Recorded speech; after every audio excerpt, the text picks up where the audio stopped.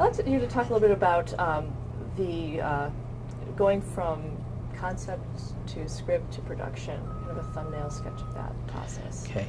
After the initial meetings with the curriculum advisors, we convene a production and writing meeting. So the producers and the writers meet. We evaluate the previous year's scripts. We talk about what we think worked based on how children responded to it, both their attention and comprehension. And we give kind of mid-course directives. And then we say, okay, we need more of these kinds of segments, less of these. We need it tighter in terms of the stories. We love the music. More music is great. And then we say, now, here are the topics that we're interested in this year. Health and nutrition. We need some stories on that. We need some parodies, and try to parody something that will also give us some exercise. And we said, and let's think about the possibility of going to Mexico this year to teach American children about another country and about Spanish language and Spanish culture. So we put that on the table. We then go away, let the writers think about that, and then we bring them back for a couple of meetings, and then they start, after we come to some closure about what we're doing, they start meeting one-on-one with the head writer. And the head writer, having heard all of this, then starts talking with the writer about ideas. They come up with ideas, the head writer comes in and says, this is the idea, it's really funny, what do you think of it? And we'll say, on goal, off goal, go with it, revise it a little bit, sounds great, continue. And then the writer will write a first draft. We don't even see that. The head writer will say, that's not what I was thinking of. He'll work on it. The second draft comes in. Researchers will look at it for content. Producers will look at it for producibility and whether we like it. We will then hold our meeting with the head writer, review it, make changes. He'll go back and either make changes or meet with the writer and they make changes, and then it's ready for production. And then when we get to the studio, the head writer and the writer will be there because things change, the pace changes. We look at it, there might be a rewrite that day. A puppeteer says, I can't say that line, it doesn't work.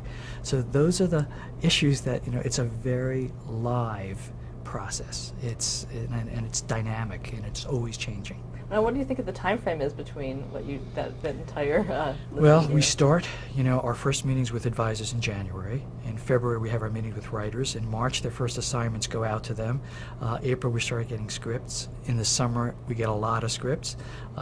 We do Elmo's World in May, so those scripts happen really early.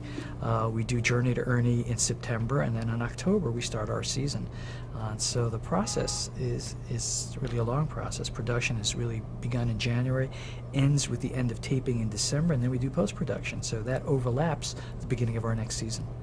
How important is music to the show? It's critical. It's critical because children love music, they respond to music, it brings them back to the show. You can, as anyone knows, teach something really powerfully with music. You can provide an affective feel and tone to an attitude and an emotion using music. And because music education has taken such a hit in terms of dollars spent in education, our feeling is we want to expose children to a wide variety of music. We want Sesame Street to continue to be a place not only where a parent can see a pop artist that they know, but where a child can see a Yo-Yo Ma and can see classical artists, jazz artists, or Ray Charles. We want to introduce children to all variety of music and artistry and ballet, and that's still pretty much the focus of Sesame Street. Before we wrap, I'd like to ask you a little bit about Joan Gann's community and working with her. Okay. What would you like to know? What is she like? If someone has never met her, how would you describe her as? Joan is one incredibly smart individual. It is not an accident that she came up with this idea. She is a very brilliant woman. At first, the years when I first started working here, I thought she was not only brilliant, but also incredibly opinionated and somewhat standoffish. I realized that there's a shyness to her over the years, and that sometimes in class you can think that there's a girl who is arrogant, but it turns out to be really shy. I think that's a combination of somebody who's really smart, very opinionated, but also very shy. And over the years, I've just really cherished the times when we've spoken, because she's so very smart. She can see how to use television really powerfully, and she can cut through a lot of bureaucracy to make things happen. What do you think the power of television is? I don't think we fully discovered the power of television. I think television has, the opportunity to model for children and adults, things that are negative as well as things that are positive. And I think we often go to the lowest common denominator and try to imitate programs that seem to be successful and say, well, that worked, let's do another reality show. It takes rare courage to innovate and create something new that breaks a format, that's an attempt to create a new mold. And very few people in television have done it, but when they've done it, we've all applauded and we've respected it. And I think we become very conservative. The business is a very conservative business, risk-averse, opportunistic, and there will come people who explore. Right now it's HBO that's doing most of the exploring. We are very fortunate to have worked with PBS that allows us to continue to develop and does look at ratings, and its ratings are still the top for all preschool children's programs. But it's certainly got to look behind its back to see what Nickelodeon and Disney and others are doing. So we've been fortunate to be able to continue to experiment in a very competitive marketplace, and I hope others are willing to experiment and also feel a certain sense of responsibility about what they're putting on the air.